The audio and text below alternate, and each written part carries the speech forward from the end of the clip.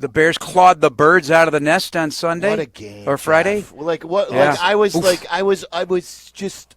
We were texting too after the game. Like I was very proud of them. Like as a Bears fan, it was the most proud I've been of a Bears team in years. Yeah, I just the manhandling up front and then watching it afterwards. It's like it was watching poetry. All the blocking from the tight again, same thing. Tight ends, backs, receivers. The guys up front are really. How about all on a short week? That plan on a short week. Oh my gosh! Yeah, they don't put a thing. Your buddy is unbelievable. Don't put a thing past Ben Johnson, man. Yeah. This is something. I mean, that was gorgeous. Then I went through on the podcast, or maybe it was I don't know which interview on Monday, and he wasn't quite aware of the first down success on the rush. The first down success on a rush was 165 yards rushing. On first down with That's like great. 11 first downs on first. I mean, just. And that's the Eagles and Vic Fangio. You just did that. Yeah, yeah. And watching Darnell Wright banging on Jalen Carter on that wash down. You see what happened to Carter, too? He's Jonah, out. Is he? Carter's Shoulder, out. right? He had both his shoulders. He got ping-ponged around. Yeah. Jonah Jackson is a bad man. He is playing. And guess who knew that? Ben, because he had him in Detroit. I think I'd love to hear your answers to this. Jack, chime in.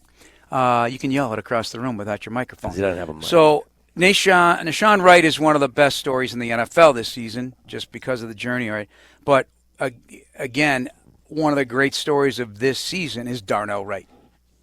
Darnell Wright elevating his game into a level that I read on some site that they called him one of the blue-collar tough guys in the National Football League.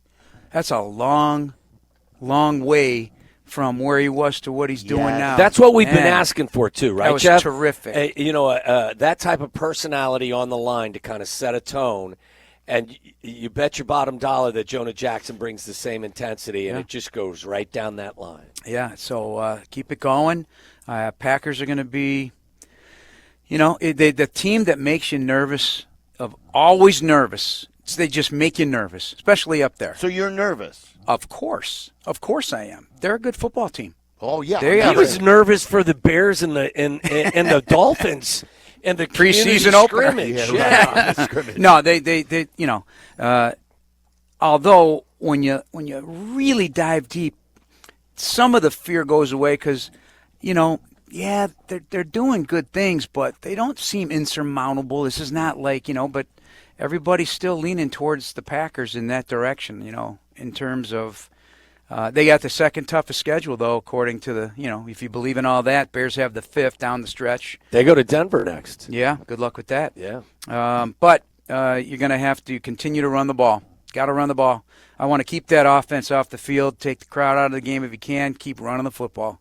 We were talking today about the Lions game tonight against the Cowboys. Lions host the Cowboys.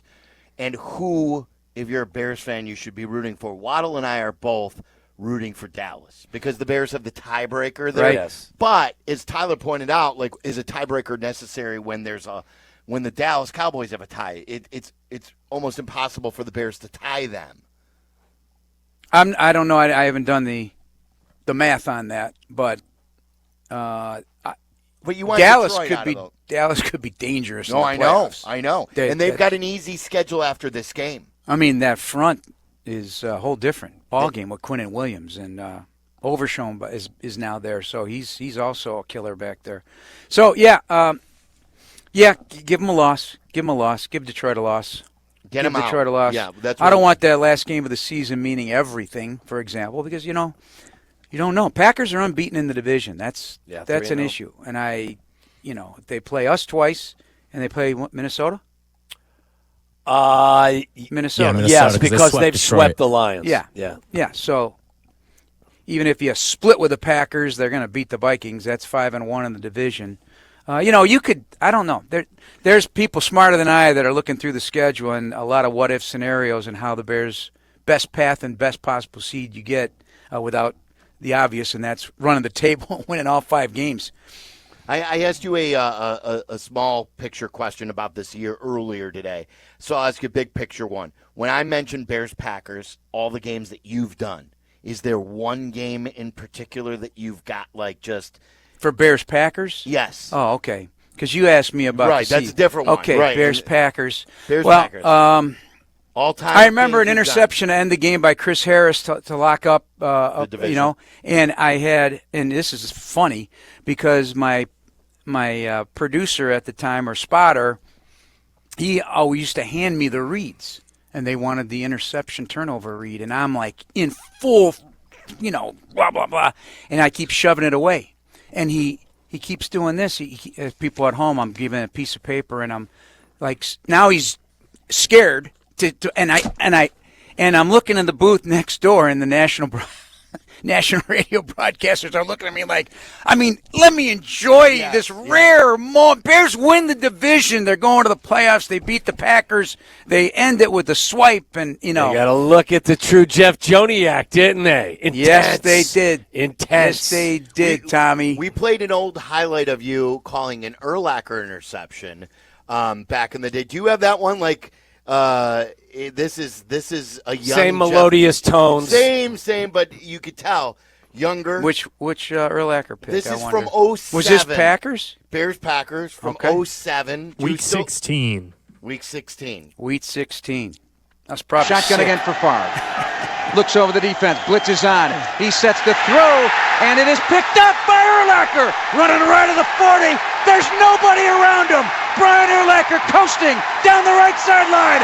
20, 10, a Sunday stroll to the end zone. Brian Urlacher. Okay, the Sunday Touchdown. stroll. Yeah. Touchdown, I remember the Sunday Bears. stroll. Yeah, that was That's sweet. awesome. That was What a sweet. great call. Oh, I just was with those guys a couple Fridays ago again. It was so You're funny. on the boat again. Oh, my gosh. We had Brian on yesterday. We mentioned you. Nice. Say good things? Oh, he loves Of course, you. he loves you. He was really He was really defending high, Rex. and he was really high on Rex too. He was like, I forgot how much I love Rex. He was so funny. Yeah. I'm telling you, Rex is just a guy next door, and he's honest about Sometimes he played like that. Well, he took it all in. He understands, but he still has a confidence about it. He was great. He was great. Alex Brown is just hilarious. They were fun together. But anyway, I was telling those folks today, Bears have taken all these turnovers, and now I like to see them put them in the end zone. Like, get some really – because the Lovey era Bears and the 18 Aggies, they went into full block mode. Let's go. We're going in the end zone. Urlacher, as you guys may or may not know, we got one. He would yell it every single time during the game. We got one. And he'd turn his shoulders up and let's go. And they all fell in line that way. How you're around this team all the time. How much of an impact has Kevin Byard, not just on the field, but as a leader in that defense? How much of an impact has he had? It's a leader on the team. Yeah. Like, he's got a big voice. Yeah. And should. Because often Ben has mentioned him, and you kind of just let it go or whatever. I'm going to drill down on this, hopefully, in the next time. Because, he's somebody he trusts to carry the message or to hear back from the locker room.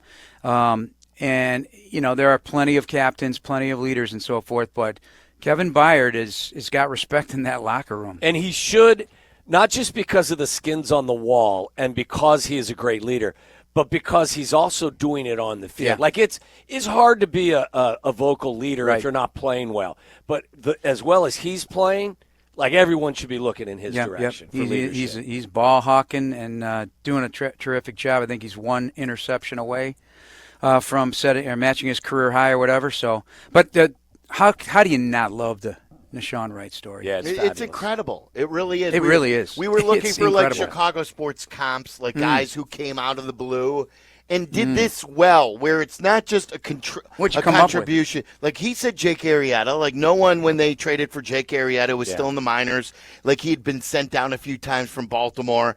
And Theo knew the talent. I think he was like a second or third round pick in the MLB draft, and they traded for him. And what he ended up turning into was incredible. But who else did we come up with? Anything Bulls-wise? Yeah, DJ Augustine, Nate Robinson. I think. I'm talking about championship era that was, nothing. How about when the White Sox won the World Series? Scotty Pods was traded for, right? But Yeah, but like Who was the home run hitter? I can't remember those guys. Anyway, Jermaine there's some. Dye? Jermaine Yeah, Dye. Jermaine Jermaine Dye. Dye Would was you the classify MVP. that? Yeah. Good That's call. a good nice, one. Nice recall, Tommy. Yeah. Always He's a the good MVP player. of the World Very, Series. very nicely Give me done. some. Yes, That's a very little nice. combo effort right Do you there.